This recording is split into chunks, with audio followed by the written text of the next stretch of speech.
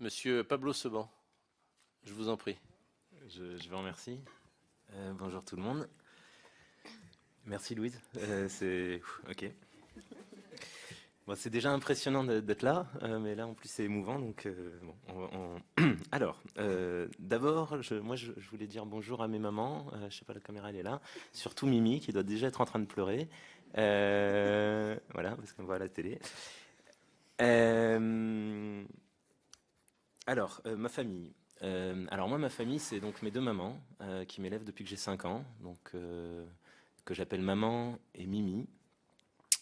C'est bien de pouvoir l'appeler Mimi. Elle s'appelle Myriam, je l'appelle Mimi et c'est pas mal parce que mon frère disait, il a raison, ça lui donne un statut social qui est ni exactement mère, ni exactement compagne de ma mère, parce que c'est quelqu'un qui a quelque chose pour moi, donc c'est ma Mimi. Elle a toujours eu un rôle dans mon éducation, voilà, elle fait partie de... Voilà. Donc j'ai maman, Mimi. J'ai un père aussi qui est à sa place et qui a trouvé sa place dans tout ça. Donc en fait, ma mère avait eu une histoire hétérosexuelle avant d'être avec Mimi. Elles sont ensemble depuis 25 ans maintenant. Et donc voilà, ils ont eu 2 enfants. Enfin, ils ont eu 2 enfants, mais après s'être séparés. Donc disons que de cette union sont nés 2 enfants, ma sœur aînée et moi. Puis un 3e qui est arrivé plus tard, Pierrot. Donc, ma famille, c'est mes 2 mamans, mon papa, ma sœur, mon frère. Puis je voudrais mettre Jackie aussi, qui est une amie de ma mère et qui fait partie de la famille aussi. Et finalement, pourquoi pas, j'ai été élevé par tous ces gens-là, y compris ma sœur, évidemment. J'ai eu une enfance heureuse, simple.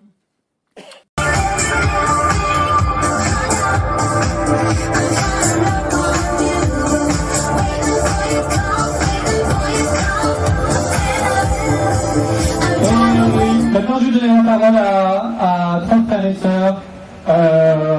Donc Pablo, Pierrot et Brune. Bonsoir. C'est super impressionnant.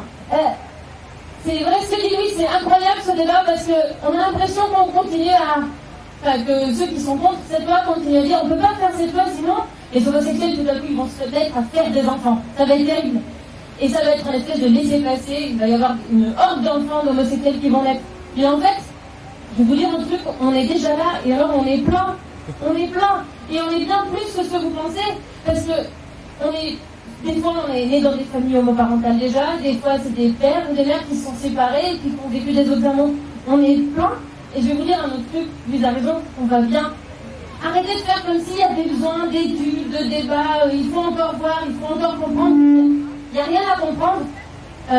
On est là, on va très bien. Tous ceux qui nous connaissent et tous ceux qui ont, y compris fait des études, parce qu'il y a pas mal d'études, qui travaillent dans les écoles, qui travaillent avec des enfants, peuvent le dire quoi. On est là et on va super bien.